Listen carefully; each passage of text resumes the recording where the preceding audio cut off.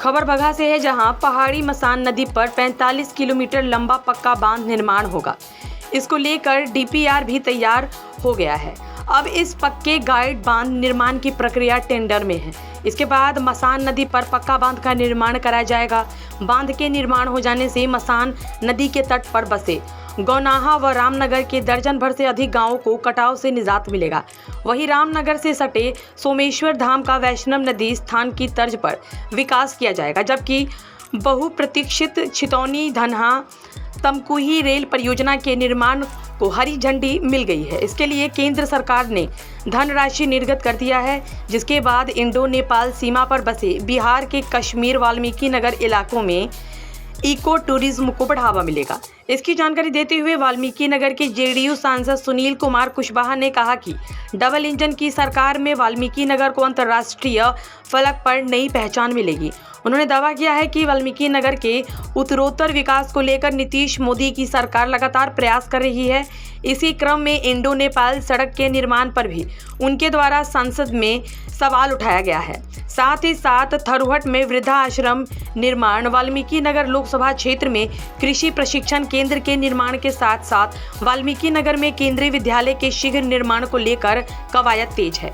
JDU सांसद की पहल पर बगहा एवं रामनगर को आदर्श रेलवे स्टेशन के रूप में विकसित किया जा रहा है, जिससे यहाँ के यात्रियों को रेल यात्रा करने में काफ़ी सहूलियत होगी।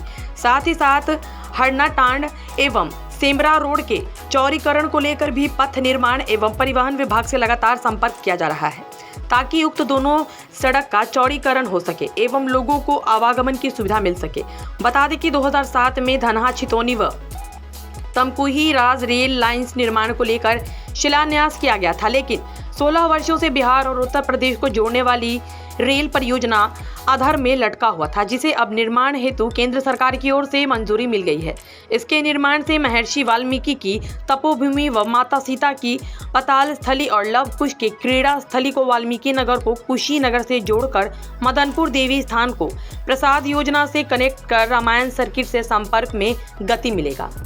तो उसमें देखिए, उसके लिए हमने मसान नदी पर अस्थाई गाइड बांध के लिए हमने लोकसभा में आवाज़ उठाई थी। उसके बात पर जो है वहाँ से टीम भी आई थी और टीम ने पूरा उसका निरीक्षण करके गया, उसका डीपीआर बन गया है और बिहार सरकार से भी रिपोर्ट यहाँ से चला गया है और आपको भारत सरकार से भी हम उस कमेटी में, जल संसाधन कमेटी में भी हैं और वहाँ से भी उसकी मांग की गई है। जल्दी जो है उसका डीपीआर वगैरह सब बन गया, टेंडर प्रोसेस में है और 45 किलोमीटर वह गाइड बांध जो है बंधना है भर्ती कुट्टी से लेकर के और सिकराना में तेलपुर में जाकर वह मिलेगा, जिससे मतलब समझ जाइए इधर पूरा देवराज का एरिया, रामनगर का एरिया का सबसे बड़ा स्थायी निदान हो जाएगा और लोग का जो फसल बर्बाद हो जाता है और लोग का आर्थिक उन्नति भी होगा। और उसके लिए हम चाह रहे हैं कि जितना जल्दी हो ही रहा है उसका मतलब टेंडर भी जल्दी से जल्द हो जाएगा। वो प्रोसेस में हो गया सब कुछ, उसमें कहीं दिक्कत कुछ नहीं है, फाइनल हो गया है। केंद्र है और सोमेश्वर धाम को आपको जम्मू कश्मीर जो वैष्णो देवी का तर्ज पर जो है इसको विकसित किया जा सकता है। इसके लिए जो है हम लोग प्रयास करते रहे हैं और उसके लिए हमने बिहार सरकार और भारत सरकार से भी बात की है और उसके लिए हमने कहा कि जो फॉरेस्ट का जो मामला है, फॉरेस्ट में बहुत तरह के दिक्कतें आ रही हैं जो दुर्गम रास्ता को सुगम करने के लिए, तो हमने कहा और यहाँ के जो अभय कुमार सिंह जो है यहाँ पर आपको एसडीओ भी रहे हैं और इस समय प्रधान सचिव, अपर सचिव हैं इसके पर्यटन विभाग के, उनसे भी बात हुई और नंद किशोर जी भी जो यहाँ पर डीएफओ रहे और वो भी प्रयासरत हैं कि यहाँ पर हमने कहा कि इसको कम से कम मान लीजिए फॉरेस्ट एरिया में हम उसको मतलब सुगम रास्ता नहीं कर सकते हैं, तो उसके लिए हम लोग को प्रयास करना चाहिए कि इसका रोपवे का।